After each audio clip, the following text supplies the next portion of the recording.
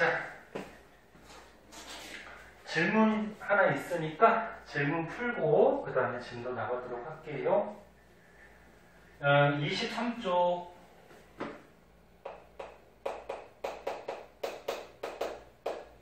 23쪽에 2번 봅시다. 그림은 서로 다른 종류의 영양소래요. 영양소 3가지. 그때 소화관을 지나는 동안 분해되고 남은 양의 비율을 나타낸 것이다. 그러니까 분해되고 남은 거니까 소화가 된 거야, 안 된 거야? 안 된 거죠? 그래서 여기 지금 그래프를 보니까 Y축에 소화가 되지 않은 양, 소화 안 되고 남은 양 이렇게 그래프가 나온 거지? 그리고 X축은 지금 입, 위, 소장 뭐 이렇게 나와 있고, 그리고 여기 문제 더 봅시다. A, B, C는 단백질, 지방, 녹말 중에 하나래요. 그리고 각 영양소가 다음과 같이 소화액과 특정 물질을 첨가했을 때 가장 잘 분해되는 거, 뭐 이렇게 돼 있죠. 자, 우리가 저번에 그 소화 과정 배웠잖아. 소화 과정. 그 전부 다 복습하기에는 뭐 시간이 좀 오래 걸려서 여기에 관계된 것만 한번 보자. 단백질, 지방, 녹말. 단백질, 지방, 녹말. 요거 3개 중에 하나인데, 자, 소화 과정이 어떻게 되지? 소화 기관이 입. 그 다음 뭐 했어? 식도, 위, 소장, 그 다음에 대장, 항문. 요게 이제 소화기관, 소화 과정이 되죠? 그 중에서 입에 보면은 침이 나오고, 침 속에 아밀레이스라는 소화 효소가 있다 그랬죠. 걔는 요거 3가지 영양소 중에 누구 분해시켰지? 녹말 분해시켰죠. 기억하지? 그래서 입에서는 침 속에 아밀레이스라는 소화 요소가 녹말을 분해시켰어요. 녹말 분해되면 뭐 엿당 뭐 이렇게 됐었지. 그걸 써볼까? 그리고 단백질이나 지방은 분해가 안 됐죠. 이런 소화 효소는 한 가지 영양소만 분해시킬 수가 있어요. 이 아밀레이스가 단백질이나 지방은 분해 못 시킨다 그랬어요. 그 다음에 식도는 그냥 넘어갔었고, 위액 속에 보면은 펩신 있었는데, 펩신이라는 소화 요소는 어떤 영양소 분해시켰지? 단백질. 기억하죠? 펩신. 요거는 단백질을 분해해서 뭐 중간 단계에 중간 물질을 만든다고 했어요. 그런데 요거 펩신이 단백질 분해시킬 때 도와주는 물질이 있다 그랬어. 누구? 염산. 염산이 요 단백질 분해를 도와준다 그랬어. 얘가 분해시키는 건 아니야. 그 다음에 이제 소장으로 가면은 이자액이 나왔었죠? 이자액 속에는 소화 요소가 3가지가 있었어. 요거. 침 속에 있는 아밀레이스도 있었고. 또 뭐 있었지? 단백질 분해시키는 트립신이라는 소화 요소도 있었고. 그 다음에 지방 분해시키는 라이페이스. 다 기억하네. 이런 게 있었죠. 그래서 이자액은 이렇게 녹말, 단백질, 지방 3대 영양소를 전부 다 분해시키는 회사. 위에서 분해 안 된 단백질은 이 소장에서 트립신에 의해서 분해되고, 그 다음에 지방은 계속 넘어오다가 소장에서만 분해된다 그랬죠? 그 다음에 녹말은 입에서 한번 분해되고, 분해 안 된 거는 또 소장에서 이렇게 분해가 되고. 기억나지? 그런데 여기서 라이페이스가 지방 분해할 때 얘를 또 도와주는 애가 있대. 누구? 그렇지, 쓸개즙. 그리고 소정이 보면은 이제 또 장액이라고 나왔었는데, 장액이 이제 요 단백질, 그 다음에 녹말, 요런 거를 또 한 번 분해시켰어. 그치? 그래서 자세한 거는 전에다 배운 거니까 생략하고, 요 정도만 보고요. 근데 지금 문제가 분해가 안 된 거, 소화되지 않은 거래. 그럼 입을 먼저 보자. 입에서는 녹말은 어떻게 돼? 분해되죠? 소화되지? 그럼 여기에 지금 소화 안 된 게 A하고, 잠깐. 이 초록색이 뭐야? C하고 파란색이 B. 여기서 소화 안 된 거는 지금 B하고 C가 소화가 안 됐다. 그리고 이 A는 맨 처음에 있던 양보다 줄어들었잖아. 그럼 이거 뭐야? 녹말이 조금 소화됐다는 거죠. 그리고 소화 안 된 거는 나중에 소저항에서 또 소화되니까. 그럼 요거 A가 누구야? 녹말. 그 다음에 이제 위로 가면은 위로 갔더니 요거 파란색이 막 줄어드네? 그치? 그럼 파란색은 소화가 됐다라는 거죠. 지금 문제가 소화 안 된 거를 그래프로 그리는 거니까. 그럼 파란색이 줄어들었다? 소화됐다. 그럼 위에서는 누구 소화? 단백질. 그럼 B가 누구야?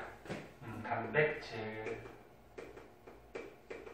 그 다음에 단백질은 여기 있는 거 같이 소장에서도 어떻게 돼? 소화가 되니까 소화 안 되고 남는 게 조금씩 있겠지? 소장에서 여기 단백질. 그럼 이제 C는 나오는 거니까 누구? 지방. 지방은 방금 전에 했듯이 계속 소화가 안 되고 남다가 소장에 오면은 라이페이스가 지방 소화시킨다 그랬죠. 이렇게 그러면 되죠. 자, 근데 문제는 이거야. 이 각 영양소가 어떤 소화에 어떤 물질을 첨가하면은 잘 분해되는지를 고르래요. 그럼 A가 뭐였는데? 녹말은 이 위액이 분해시켜 보시죠. 이거 녹말 위액 분해 못 시켰죠. 그럼 일단 얘는 틀렸다. 그지? 그 다음에 A 녹말은 끓인 이자액이래. 녹말은 이자액 속에 아밀레이스가 분해는 시켜요. 그런데 이자액을 끓였대. 끓이면 어떻게 될까? 끓이면 이 이자액 속에 들어있는 소화 요소가 변성된다 그러거든. 쉽게 얘기해서 파괴돼 버려요. 온도가 너무 높아서 이 소화 요소는 단백질로 되어 있는데 이 단백질이 온도가 높을 때는 변해버려요. 그럼 변해버렸으니까 얘가 작용을 잘 할까 못할까? 못하죠. 그럼 이거 분해 못 시켜요. 그 다음에 B는 단백질이었어요. 단백질을 침을 첨가시키면 요거 침. 단백질은 분해 안 되죠? 그럼 얘 틀렸고. 그 다음에 C가 지방이었는데 위에서는 단백질만 분해되지? 지방 분해 안 되니까 얘도 틀렸고. 그럼 답은 이거 5번이네? 그럼 5번에 보면은 C 지방은 이자액. 요거요. 이자액 속에 뭐 있어? 라이페이스가 소화시킬 수 있고 쓸개질을 도와주는 거죠. 그래서 첨가물질, 도와주는 물질까지 넣어주면은 분해가 잘 되겠지. 소화가. 됐나요? 그래서 우리가 저번에 배웠던 요 소화 과정, 요거 조금만 생각하면 풀 수 있는 것들. 이해됐어? 자, 그럼 오늘 진도 나가도록 합시다.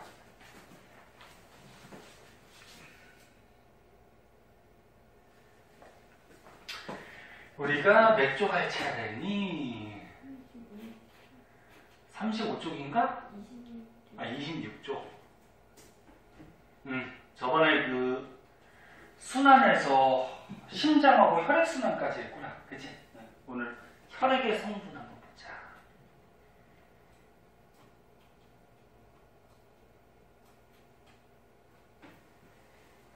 자, 볼게요.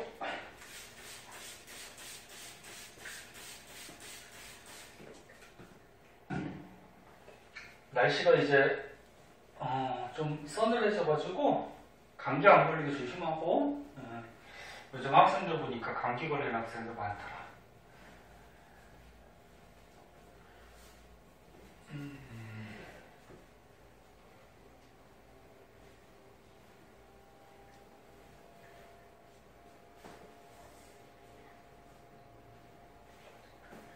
자, 혈액.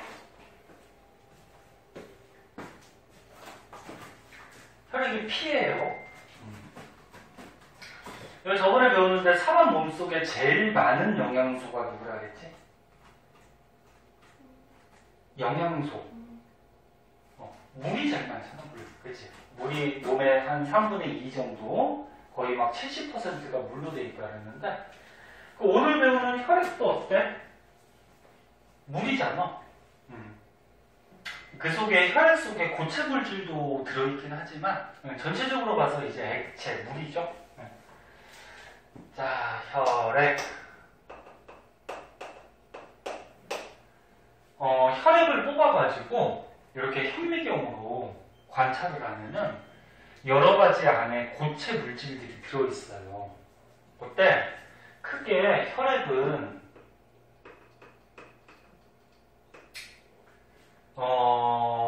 고체 성분, 혈구라 그러거든. 그 다음에 액체 성분, 혈장이라고 해요. 그래서 피는 혈구하고 혈장으로 이제 크게 구분할 수가 있고, 혈구는 또 어떻게 나누냐면은 들어봤을 거야. 적혈구 들어봤죠. 그 다음에 백혈구, 혈소판 이렇게 나눠요. 요게 이제 혈액 속에 들어있는 고체 성분들이야. 그 다음에 혈장은 그냥 혈장이고, 요거 액체. 그래서 이 혈액을 이제 현미경으로 이렇게 관찰을 하면은 이렇게 둥글둥글하게 원반 모양을 하고 있는 애가 있거든. 얘가 적혈구예요. 적혈구.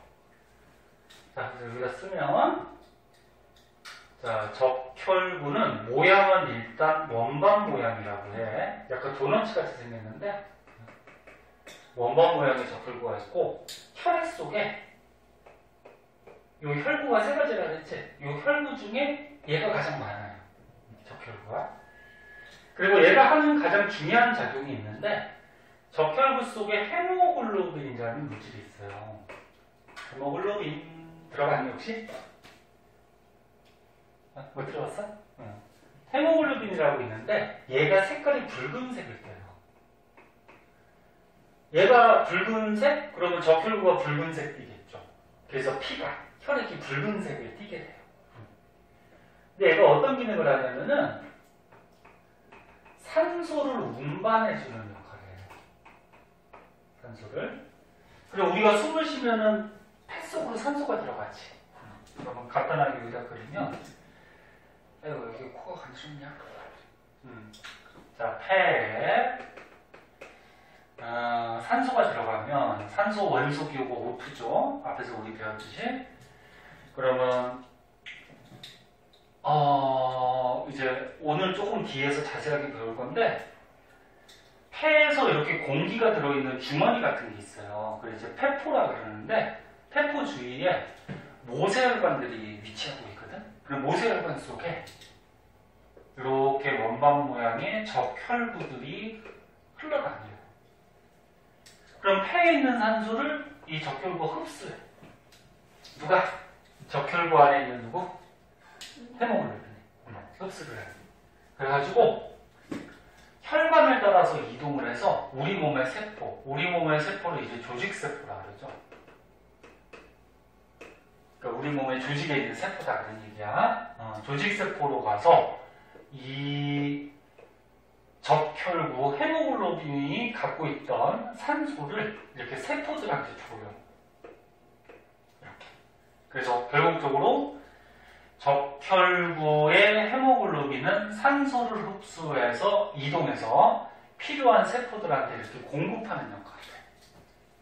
그래서 한마디로 줄이면 어떻게 한다? 산소를 운반해준다. 그럼 문제 한번 내보자. 이런 거 문제 같은 거 나오는데 고산지대. 고산지대가 뭐지? 높은 산. 그럼 너는 높은 산에 사는 사람들은 산소가 높은 산에 많을까 적을까? 적어요. 그러니까 땅에서 높이 올라갈수록 산소 양이 부족해져. 그 지구 중력이 있잖아. 중력 때문에 산소가 이렇게 끌려와가지고 아래쪽에 많고요. 높이 올라갈수록 산소가 부족해져. 그 여기는 산소가 부족해요. 산소가 부족하니까 산소를 우리 몸에 빨리빨리 공급해야 되겠지. 그러면 여기에 사는 사람들은 적혈구 숫자가 많을까 적을까? 많아요. 적혈구 수가 많아요. 정상인보다. 그러니까 우리나라 같이 이렇게 평지에 사는 사람들보다. 다시 한번 얘기할게. 적혈구의 헤모글로빈이 산소를 운반하기 때문에 고산지대는 산소가 부족해요. 우리 몸에 산소를 부족하니까 빨리빨리 보내줘야 되겠죠. 그래서 적혈구 숫자가 많은 이런 특징점이 있어. 무슨 말인지 이해하겠네? 자, 그럼 이제 백혈구 보자.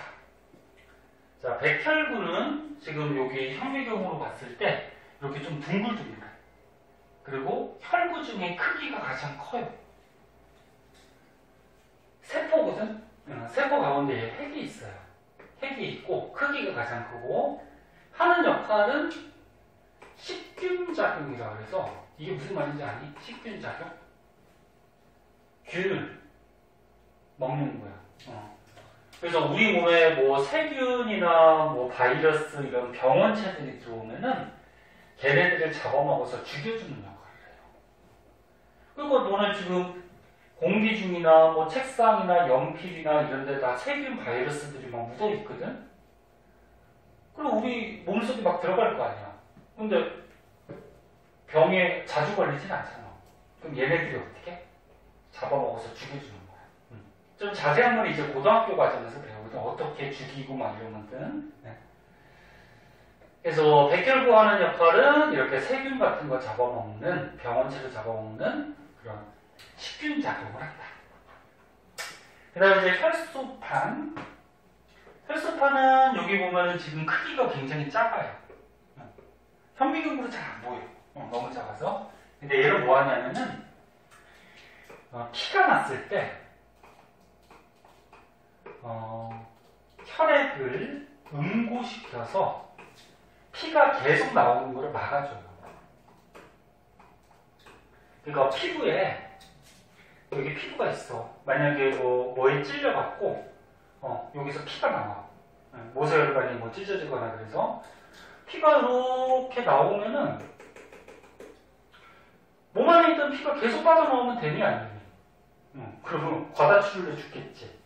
근데 이 혈액의 성분 중에 이 혈소판이 막 그물같이 이렇게 얽혀가지고 더 이상 피가 못 나오게 요 겉에 그러니까 겉으로 나온 혈액을 응고시켜요. 응고가 뭐야? 굳힌다는 거지? 굳게 만들어가지고 더 이상은 안쪽에 있는 피가 나오지 못하게 이렇게 지연시켜주는 그런 역할을 해줘.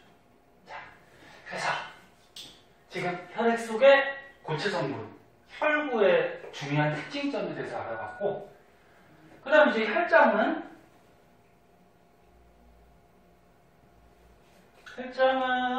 혈액 속에 들어있는 액체 성분이에요. 액체니까 대부분 물로 돼 있어요. 그럼 대부분 액체이기 때문에 여러 가지 물질들을 운반해요. 아까 물질 중에 산소는 누가 운반한다고? 헤모글로빈, 적혈구가 운반하는 거야. 그럼 산소 말고 이제 이산화탄소, 그 다음에 뭐 영양소, 그 다음에 노폐물, 이런 것들을 이제 피 속에 혈장 기능을 만들어야죠.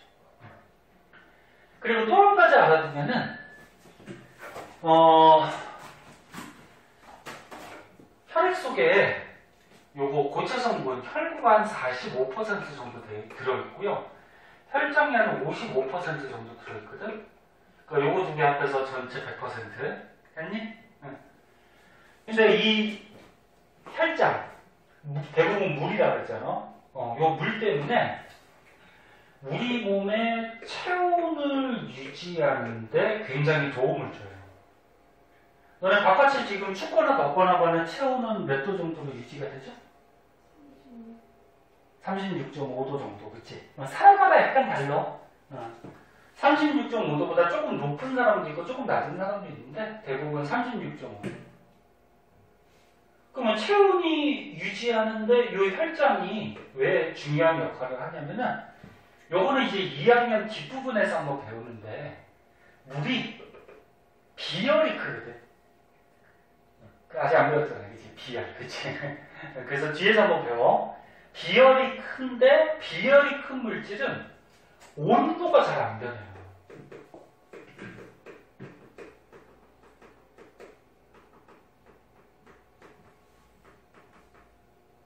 그럼 온도가 잘 변하지 않는 특징 때문에 체온을 유지하는데 중요한 역할을 해줘요.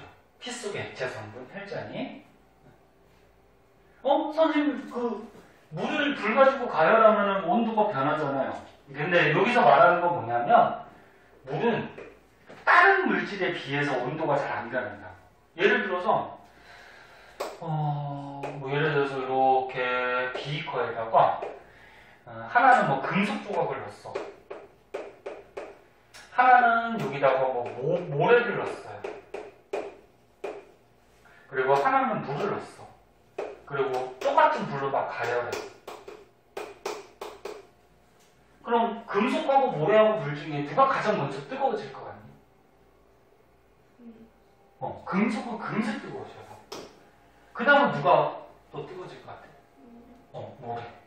물은 뜨거워지긴 하는데 온도가 천천히 올라가요. 그러니까 온도가 잘 안 변해. 그럼 다른 말로 하면 무슨 말이야? 사람의 몸에 혈액이 많이 들어있고 피가 없는 곳이 없잖아, 다. 혈액이 많이 들어있고 혈액 속에 혈장 속이 거의 물로 되어 있기 때문에 온도가 잘 안 변하니까 바깥이 지금 춥거나 덥거나 간에 체온이 유지가 되는 거야. 잘 막 급격하게 올라가고 급격하게 떨어지고 이렇게 되진 않는다는 거야. 무슨 말인지 이해하겠니? 그래서 선생님 비열이라는 말을 썼는데 비열은 이제 뒷부분에서 배울 거야. 자,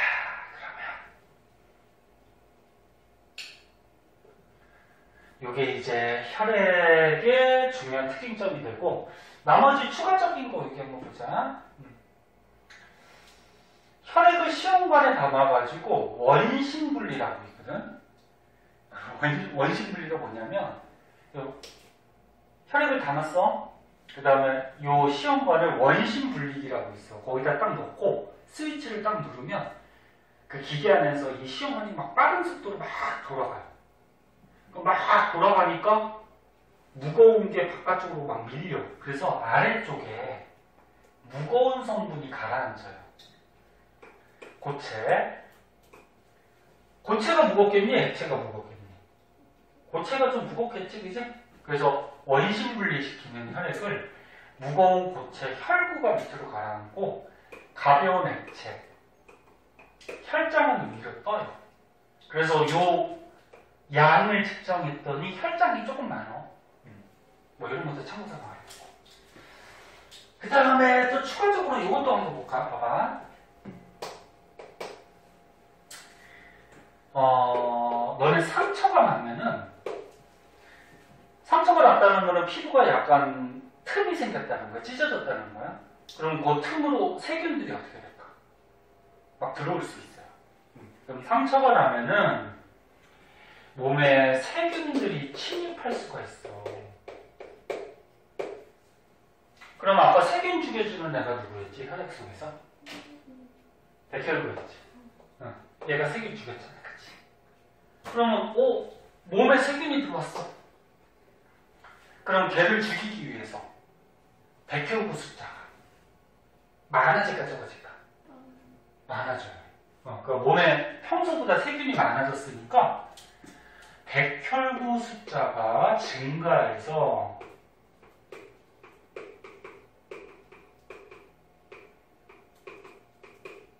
많아져가지고 요 침입한 세균을 빨리빨리 죽여.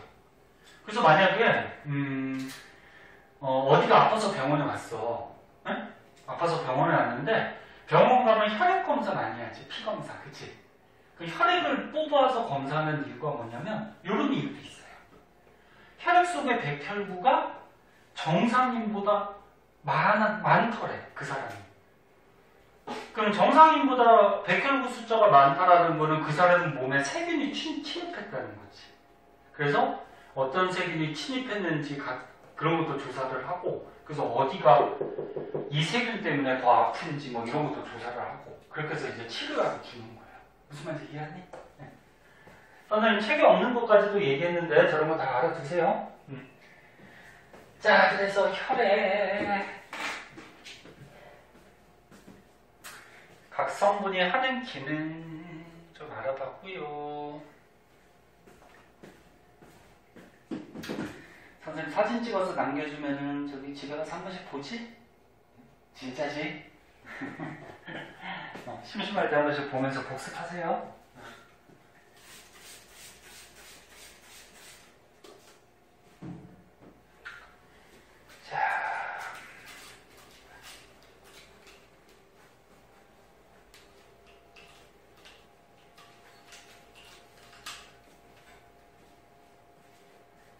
자, 그래서 뭐 그림 밑에 보면은 선생님이 여기 설명한 거 있어. 설명한 거 여기 이렇게 표로 나와 있을 거야. 네? 그래서 책도 한번 읽어보시고. 그 다음에 밑에 혈액순환인데 이거 저번 시간에 선생님이 먼저 밝혀줬죠.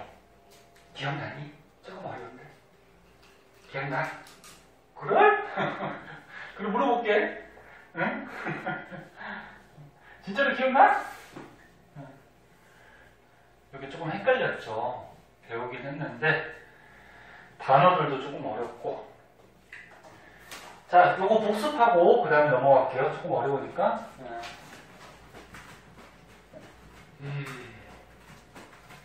덕치 단어? 오늘 한 명이 아파가지고 몸이 안 좋다고 그래가지고. 자, 보자. 혈액순환.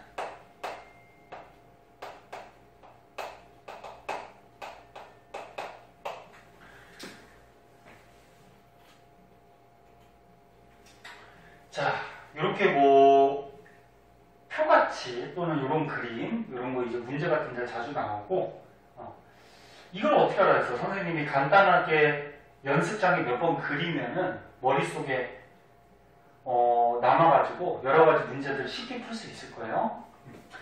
그럼 선생님 그리는 거 다시 한번 보자. 가운데 이렇게 심장을 그려주고요. 심장이 있다고 하자. 심장 가운데 어떻게 될까 그랬지? 막혀 있어요. 이쪽에 피하고 이쪽에 피가 섞이면 안 돼. 그럼 죽어요. 그 다음에 심장에서 이렇게 펌프질하면은 혈액이 폐로도 가고 우리 몸으로도 이렇게 가요.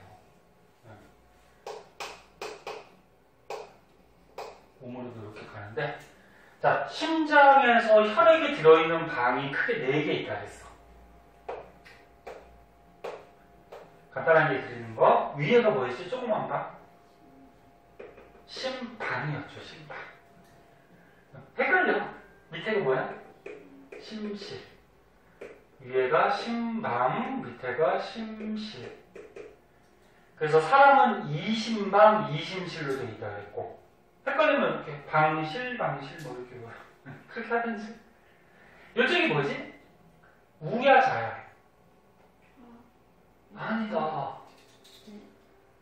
너네가 봤을 때는 왼쪽이지. 근데 이 칠판이나 문제가 이 책이 자기 심장이라고 생각한다 했잖아. 이 칠판이 자기 심장이라고 생각하면 이게 선생님 오른손이거든? 오른쪽이라 그래서 오른 우자를 쓴다 그랬죠. 그래서 우심방 우심식. 아까 우라 그랬니? 잘 그랬지, 그치?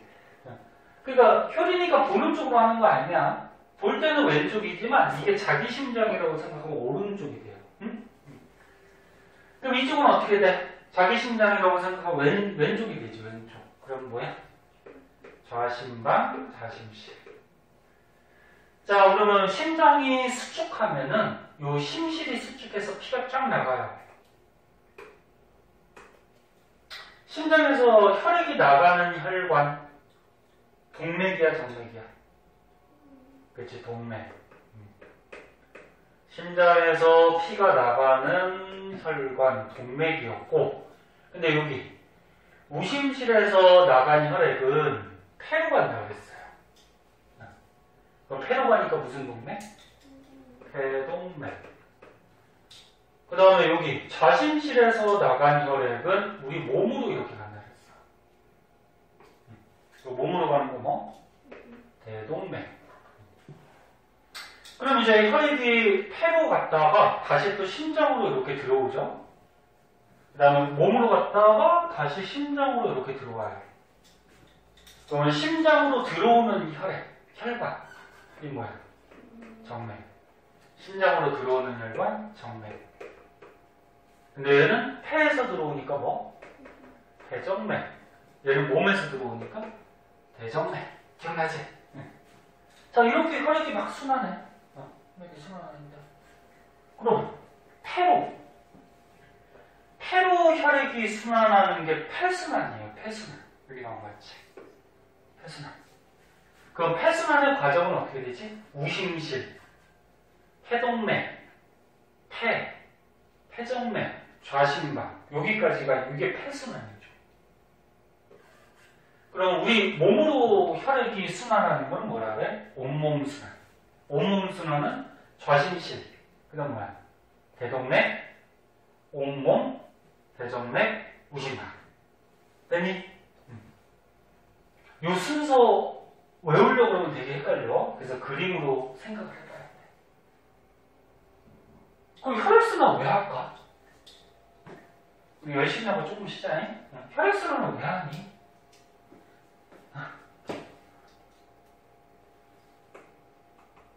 혈액이 순환하는 이유.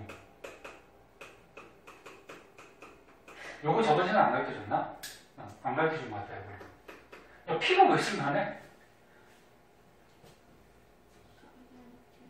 어떻게? 아, 심장이 뛰어야 되니까? 이게 순환하는 거죠? 왜 순환하냐고. 가장 중요한 이유는 이거야. 우리 온몸에 보면 세포들로 돼 있잖아. 우리 몸의 세포들을 조직세포라고 한다 그랬어. 우리 몸의 조직세포에 산소와 영양소를 공급하기 위해서 혈액이 순환해요. 우리 몸에 이 세포들 있잖아. 세포들이 산소가 있어야지 얘가 호흡을 해요. 그리고 영양소가 있어야지 호흡을 해요. 그러니까 세포들이 호흡한다 그러면 그냥 초등학생 같이 산소 들이마시고 이산화탄소 내뱉고 그렇게 대답하면 안 되고, 세포들이 호흡을 한다는 얘기는 산소하고 영양소를 이용해서 이 영양소를 분해시켜요. 그래서 이 세포들이 살아갈 수 있는 에너지를 만들어. 그러니까 조금 이따가 이제 오늘은 시간이 안 될 것 같은데 여기다 써줄게. 세포들이 호흡을 하는데, 호흡한다는 뜻은 뭐냐면 우리 몸의 영양소를 분해를 시켜서 세포들이 살아갈 수 있는 에너지를 만드는 게 호흡이야. 근데 영양소를 분해할 때 산소가 필요한 거야.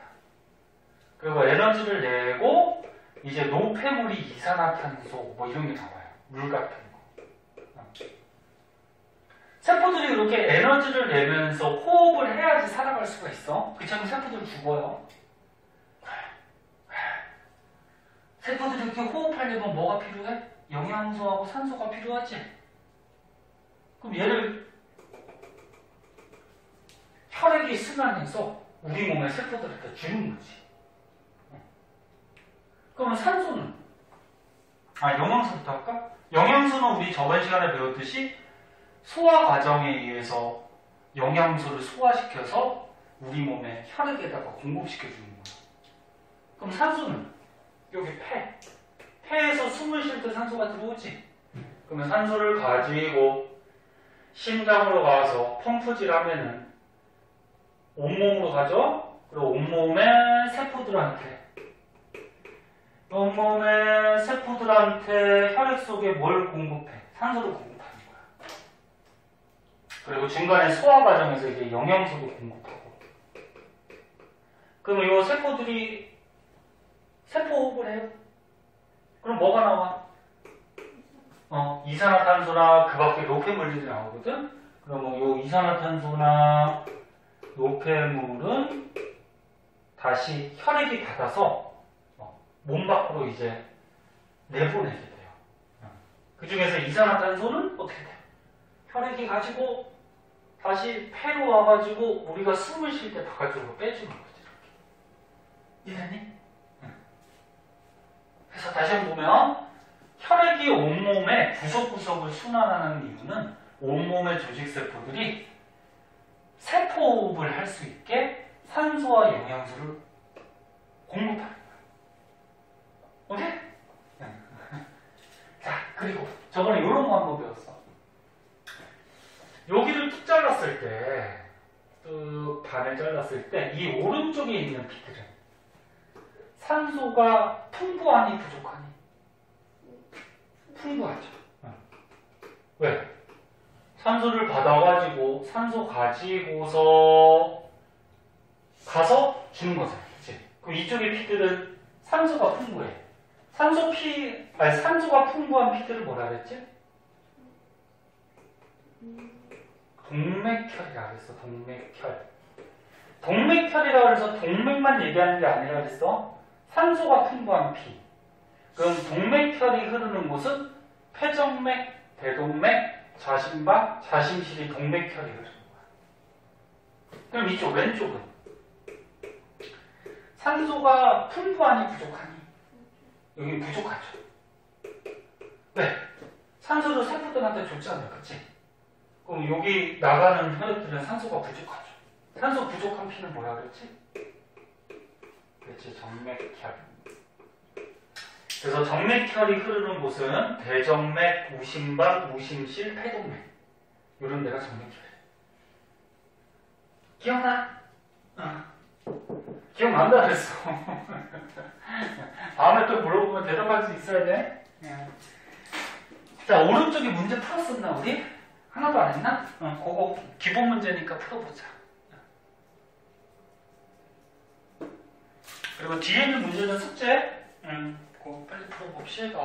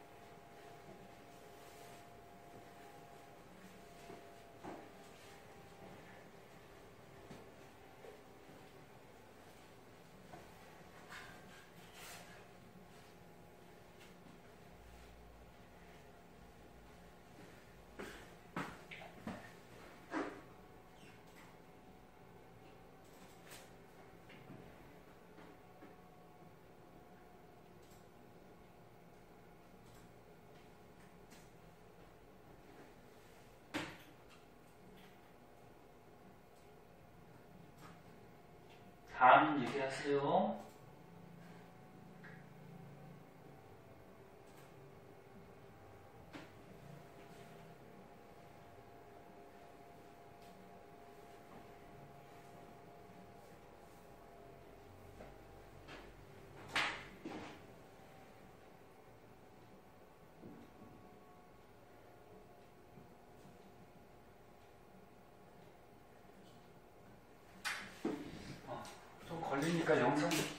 아까 끊었다고 했잖아.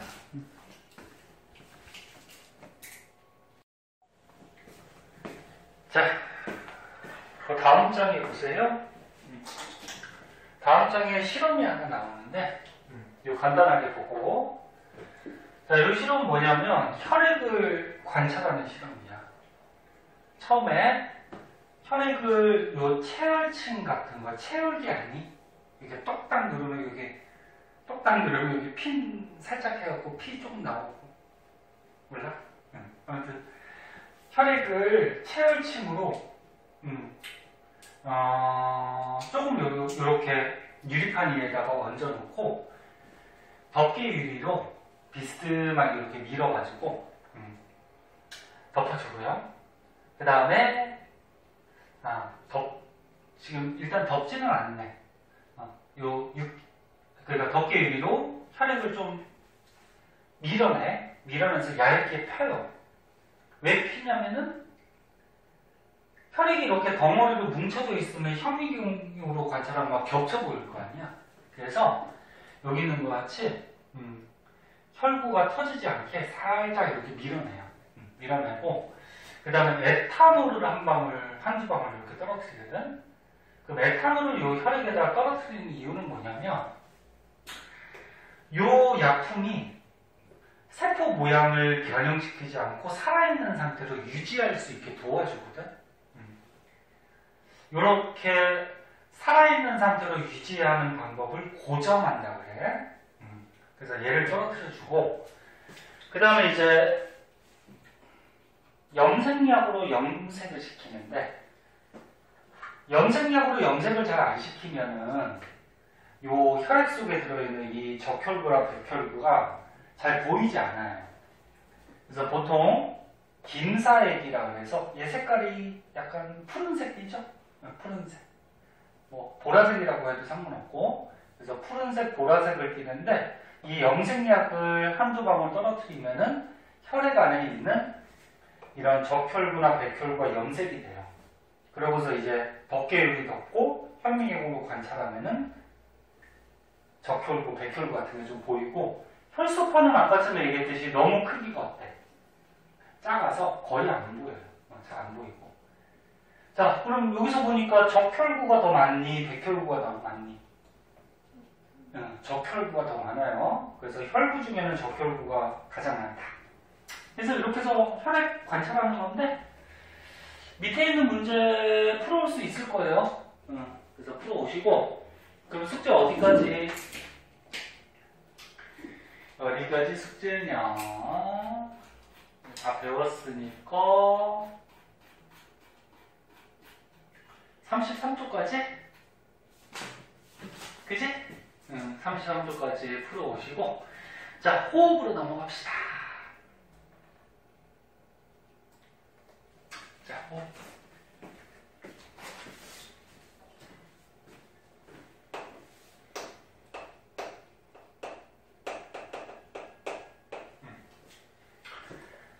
자, 사람이 이제 호흡을 해요. 호흡을 하는데 간단하게 사람 한번 그려볼까? 이렇게 코도 있고 입도 있고 코하고 입하고 이렇게 뚫려 있는 거 알고 있니? 알고 있어? 그래서 너 음식 먹다가 막 재채기 막 코로 나오고 그런 적 있어? 없어? 선생님이 있는데 라면 먹다가 갑자기 재채기 팍 나오고 코로 막 면발 나오고 네. 코하고 입하고 이렇게 뚫려져 있어서 원래는 코로 숨을 쉬어야 되는데 입으로 쉬어도 되죠. 그래도 공기가 넘어갔지. 그리고 이제 가슴 쪽으로 가면은 이제 폐가 양쪽에 이렇게 두 개가 있죠. 폐는 두 쪽으로 돼 있어. 자, 그럼 호흡 기관은 코. 그 다음에 여기 공기 넘어가는 데를 기관이라고 해. 그 다음에 양쪽에 폐가 있는데 폐가 두 군데잖아. 그래서 이렇게 폐로 갈라지는 곳이 있는데 여기가 기관지라고 해요. 기관지. 그래서 호흡계는 크게 이렇게 네 군데로 구분을 하고 입은 입으로 공기를 들이마셔도 되는데 입은 호흡계로 들어가는 게 아니고 소화계로 들어가요. 소화시키는. 음식을 입으로 먹잖아. 그리고 가능하면 코로 공기를 들이마시는 게 좋아요. 왜 그럴까? 코는 코 안에 이렇게 코털이 있어요. 털이 있고 콧물같이 끈끈한 액체가 묻어있지, 그치?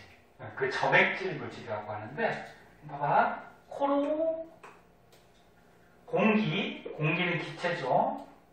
기체가 들어가면은 공기 속에는 눈은 잘 안 보이지만 먼지나 세균 같은 게 들어있거든. 근데 코로 들어가면은 요 안에 뭐 있어? 코털. 그리고 코 벽면에 끈끈한 액체. 그런 걸 뭐 점액질 물질이라고 하는데 얘네들이 있어서 공기 속에 먼지나 세균을 걸러줘요.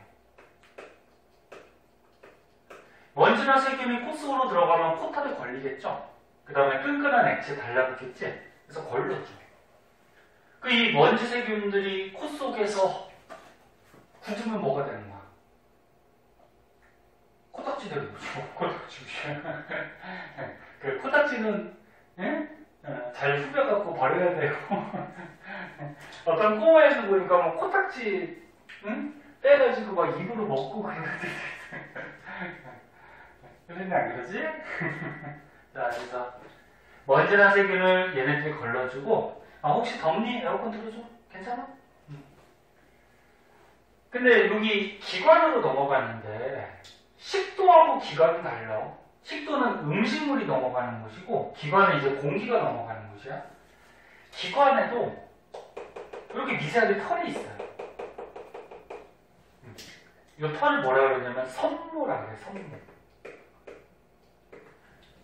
그럼 얘가 왜 있냐면은 얘도 먼지나 세균을 세균을 걸러줘요. 그러니까 코에서 공기가 넘어갈 때 한 번에 다 안 걸러질 거 아니야. 그래서 여기 기관의 섬모에서 한 번 더 걸러줘요. 그러니까 여기서 걸러주면은 이제 가래가 되겠죠. 가래가 돼서 이제 뱉어내고 해야죠. 그리고 공기가 이렇게 넘어가다 보면은 우리 몸속을 이동하니까 우리 몸의 체온하고 비슷하게 공기 온도가 따뜻해져요. 그래서 만약에 지금 겨울이면 차가운 공기가 들어가잖아요. 그럼 차가운 공기가 폐로 그대로 가면 어떻게 돼요? 폐에 아무래도 안 좋겠죠. 그래서 이게 넘어가면서 온도도 이제 사람 체온하고 비슷하게 맞춰주고 따뜻하게.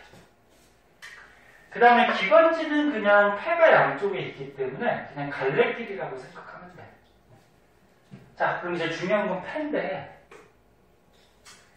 폐에 보면은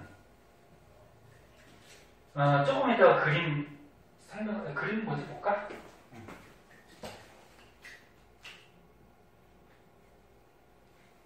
자, 여기 폐에 보면은 폐 안에 이렇게 공기주머니 같은 것들이 들어있어요.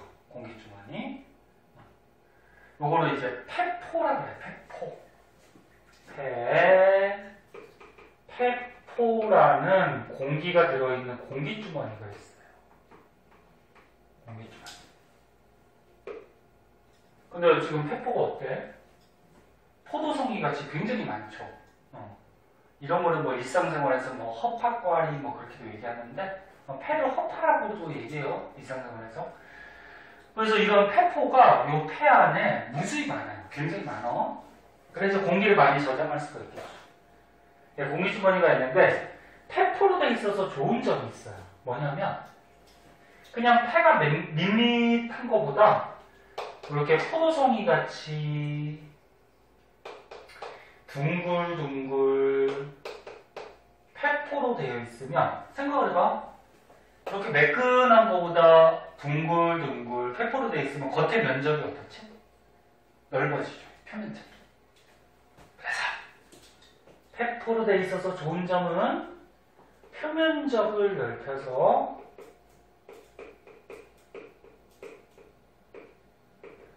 기체 교환을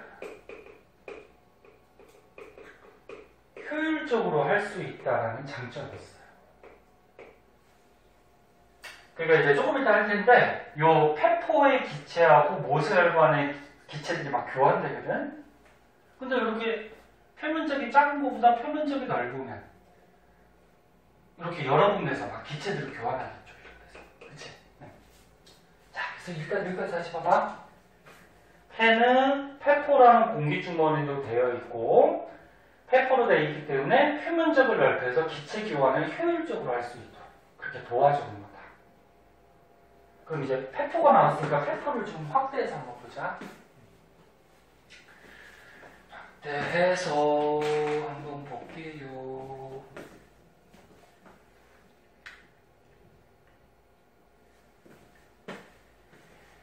오늘 저기 엄마가 데리러 오시기로 하셨어? 엄마가 오시니 아빠가 오시니? 엄마가 오셔? 엄마 운전 잘하셔? 그래? 아빠가 잘하셔? 엄마가 잘하셔? 응? 몰라? 그러면은 현인이가 차 타고 있으면 아빠 차 탔을 때가 마음이 편해? 엄마 차 탔을 때가 마음이 편해? 에? 상관없어? 그래. 현인이도 이제 성인 되면 운전면허 따서 운전도 할 텐데 운전 재밌을 것 같지? 그러니까 선생님도 그랬어. 학교 다닐 때 어렸을 때는 막 어른들이 운전하고 다니면 막 놀이공원에 있는 범퍼카 타는 범퍼카 운전하는 거 같이, 그지? 범퍼카 타봤지? 재밌을 것 같고 막 그랬는데 그래갖고 실제 운전할 때 막 다른 차들 바꿔 다니면 안 돼요. 그럼 큰일 나죠. 근데 운전을 이제 하다 보면은 힘들어요. 운전들 힘들어서 조심해야 되고 합니다. 그래, 잠깐 지울 동안 딴 얘기했고.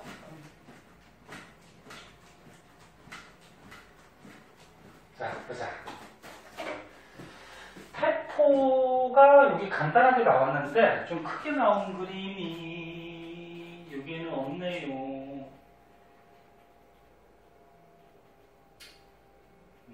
보자. 한번 그려보자. 폐포. 폐포가 폐 안에 있는 공기주머니라고 했어. 그래서 폐포가 아까 포도송이 같이 굉장히 많았잖아. 그거 하나를 크게 그려볼게요.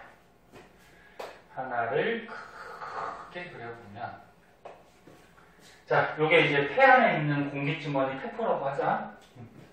근데 폐포 주위에는 이렇게 모세혈관이 둘러싸고 있어요.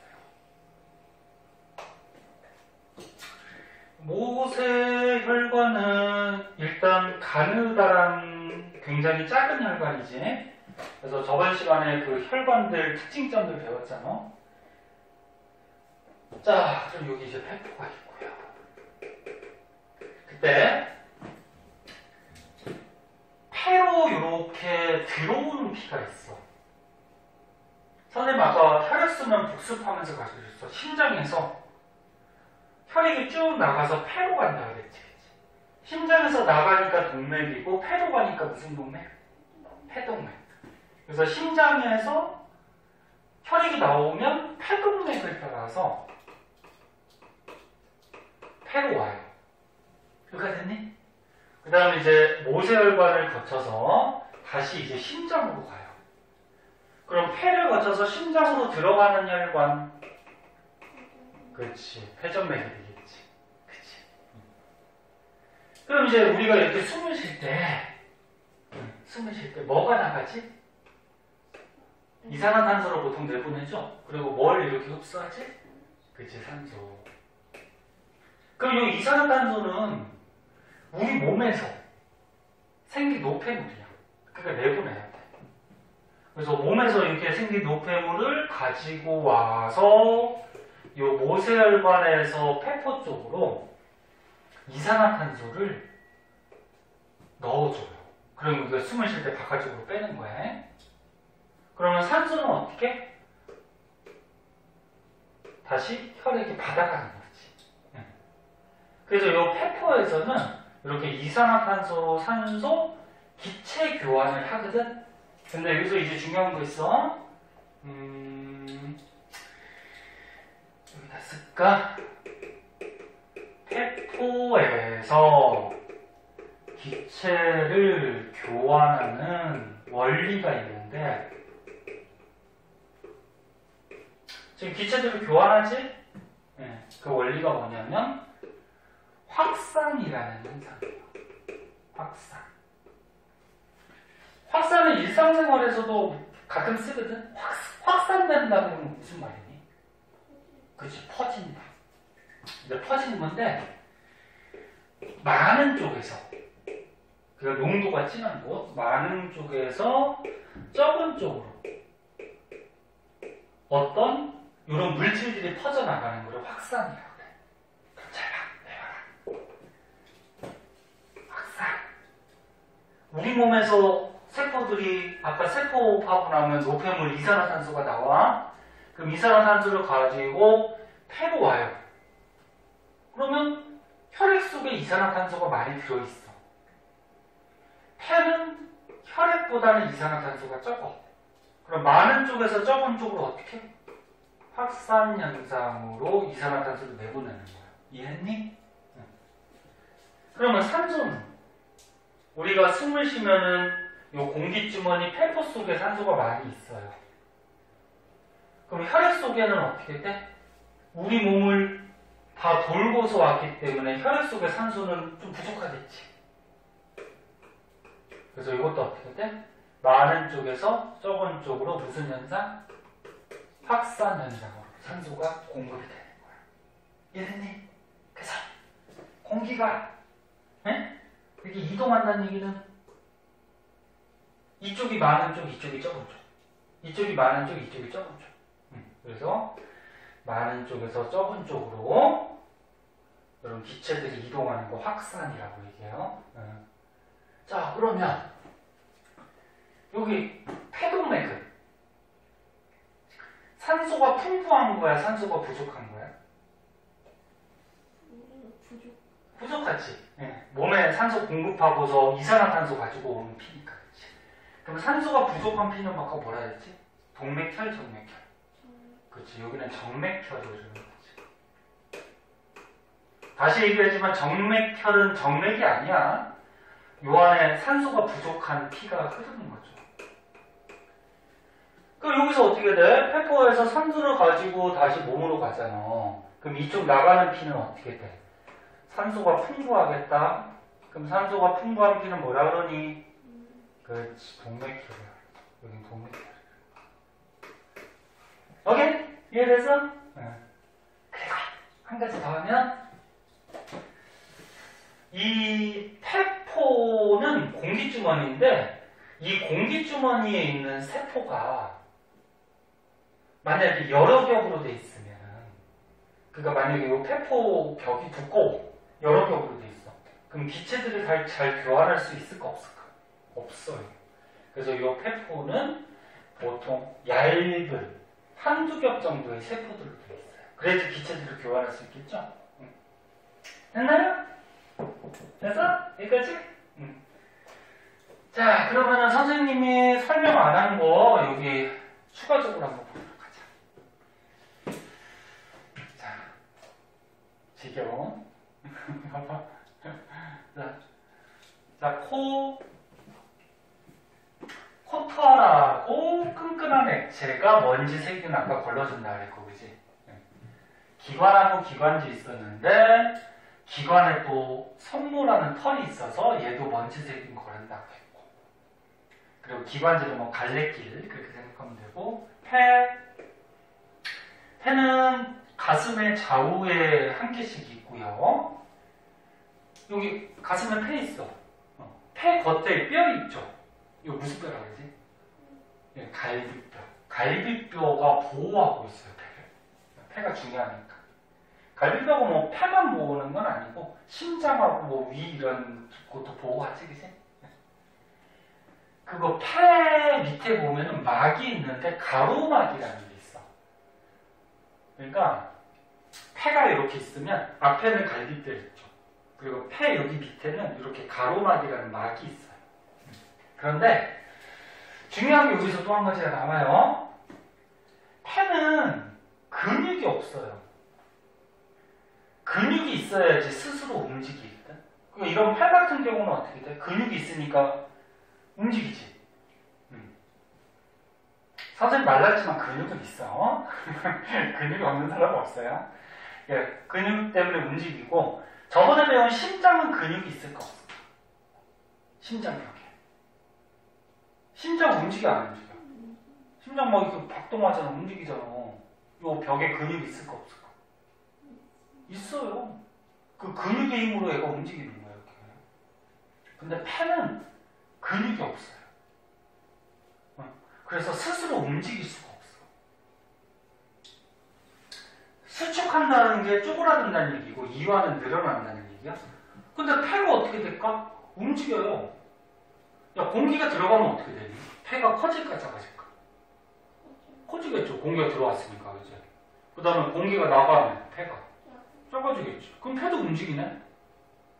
근데 폐는 근육이 없어. 그럼 폐는 스스로 움직일 수 있을까 없을까? 없어요. 그래서 스스로 못 움직여요. 그래서 얘 가지고 움직여. 앞에 뭐 있다고? 갈비뼈. 밑에 뭐 있다고? 가로막. 갈비뼈하고 가로막이 운동을 해가지고 폐가 수축 이완을 해요. 움직여요. 그래서 이것도 되게 중요해. 다시 한번. 폐는 근육이 없어서 스스로 움직일 수가 없기 때문에 갈비뼈하고 가로막으로 움직여요. 어떻게 움직이는지는 오늘 시간 모자랄 것 같다. 다음 시간에 할 거야. 다음 시간에 할 거고. 그 다음에 폐는 수많은 폐포로 돼 있어서 표면적을 넓혀서 기체 교환을 효율적으로 한다. 아까 다 써줬어. 그리고 폐포는 공기주머니인데 한 층이 얇은 세포층으로 돼 있다. 아까 얘기했듯이 이 폐포 벽이 두꺼우면 기체 교환 잘 못하겠지? 그리고 폐포하고 모세혈관 사이에서 산소하고 이산화탄소를 교환한다. 교환하는데 교환하는 원리는 뭐라고? 박살. 그 다음에 가로막 갈비뼈 얘기한 거고, 이 가로막 갈비뼈를 어떻게 운동하는지는 이제 다음 시간에 할 거야. 그거 할 거고. 자, 요 정도 알아두면 될 것 같고, 오른쪽에 문제 풀 수 있겠죠? 먼저 한번 풀어봅시다. 그리고 문제 풀 때 들숨, 날숨 이런 말도 나올 텐데, 들숨은 뭔지 알아요? 공기를 들이마시는 걸 들숨이라 그래. 그럼 내뱉는 거는 날숨이라 그래. 네? 그러고서 문제 한번 풀어봅시다.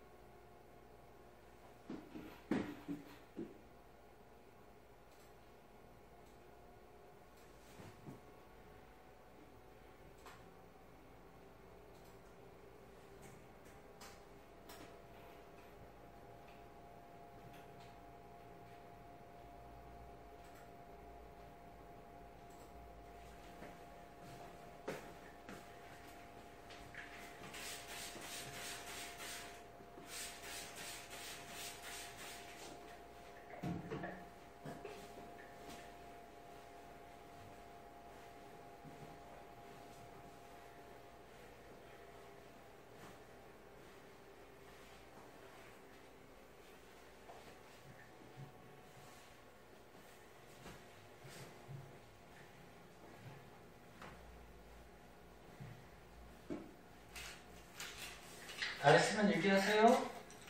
다 했어? 기본 문제는 뭐 빨리 풀죠? 채점해보고.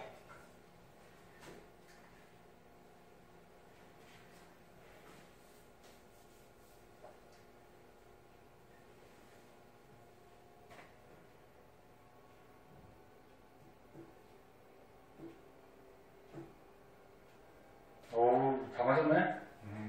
혹시 맞은 것 중에 헷갈리는 거 있니? 괜찮아? 자,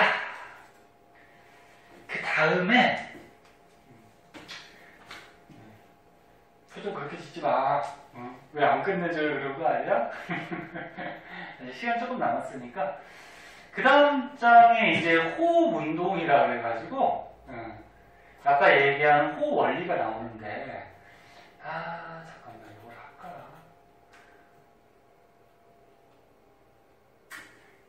하자! 조금만 더 하자. 표정 그렇게 하지 말라고, 지금.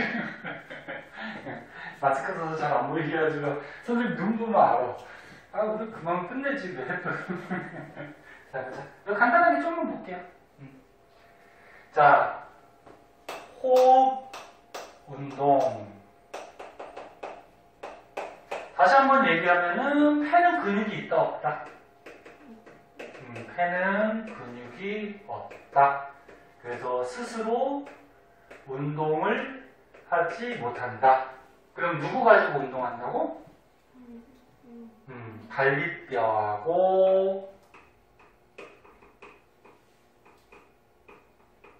무슨 막? 가로막. 맞아요? 가로로 있다 그래서 가로막. 그래서 갈비뼈하고 가로막에 의해 운동을 하는데 얘네들이 움직여서 폐가 움직이는 거야. 자, 그럼 공기를 들이마시는 거를 뭐라 그랬지? 들숨. 공기를 내뱉는 건 뭐라고? 날숨. 그럼 공기를 들이마실 때는 요거를 한번 가보자. 공기가 바깥에서 어떻게 되는 거야? 안쪽으로 들어오는 거야. 몸 안으로, 그치? 그럼 내쉴 때는 몸 안에 있는 공기가 바깥쪽으로 빠져나가는 거지, 그치? 자, 그럼 여기서 중요한 거 갈비뼈하고 가로막에 의해서 호흡을 한다고 했어. 됐니? 응. 갈비뼈와 가로막에 의해서 호흡을 하는데 들이마실 때는 폐가 커지겠니? 작아지겠니? 아까 전에 효진이가 잘 얘기했는데 커지죠? 공기가 들어오니까 폐가 커지지? 폐의 부피가 커져요. 그럼 생각을 해보자. 이거 외울 필요 없이. 자, 들이마셨어. 그럼 폐가 커져. 그럼 커지면은 요 겉에 있는 갈비뼈는 올라갈까 내려갈까? 올라가지.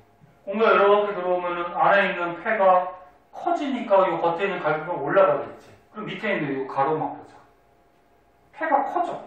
그럼 가로막 올라오겠니 내려가겠니? 그렇지, 내려가지. 그래야지 폐가 커지겠지. 그래서 다시 한번 얘기하면 공기를 들이마시면 갈비뼈는 올라가고 가로막은 내려와서 안에 폐가 커지는 거야. 오케이? 뭐라 쓰면 돼? 갈비뼈는 위로 올라가고 가로막은 어떻게 돼? 아래로 내려가서 폐가 커지는 거죠. 그럼 날숨 때는 어떻게 돼? 후 하고 내뱉으면 폐가 작아지겠지. 작아지려면 어떻게 돼? 갈비뼈는 내려오고 가로막은 올라오고 그럼 폐가 조그매지겠지. 갈비뼈는 아래로 내려오고 가로막은 위로 올라가서 폐는 작아지겠죠. 그래서 갈비뼈와 가로막에 의해서 이렇게 들숨날숨 운동을 하는 거예요. 자, 그 밖에 폐 압력은 어떻게 되냐면 폐 압력이 뭐냐면 예를 들어서 그냥 여기가 이게 폐라고 해보자. 폐가 이렇게 클 때가 있고 폐가 이렇게 조그만 때가 있어. 요거 1학년 때 지금 너는 1학년이지만 지금 선행하고 있잖아. 1학년 때 보일 법칙 할 때 한번 배웠습니다. 보일 법칙 기억나? 보일 법칙이 뭐였지? 부피가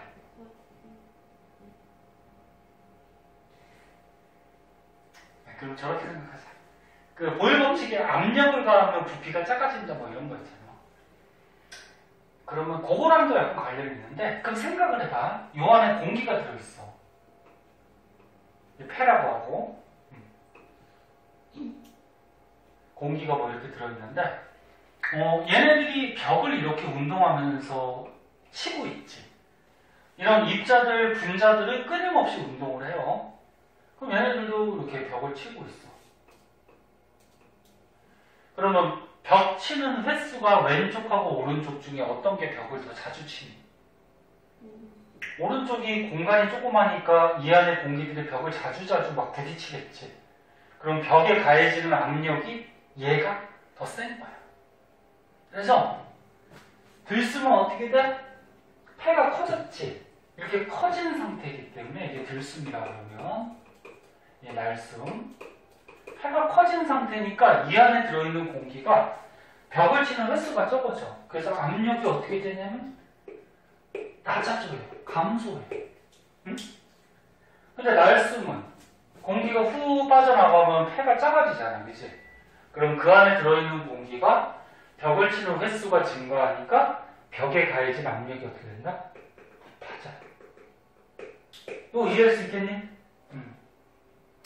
그리고 여기 책에 보면 흉강이라고 나오는데 흉강이 뭐냐면 폐를 포함하는 가슴통을 흉강이라고 그래. 가슴통.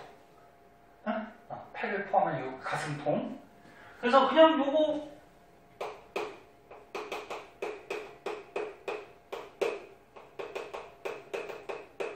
어차피 폐를 포함한 가슴통이니까 같이 생각하면 되죠. 폐가 커지면 가슴통도 어떻게 돼?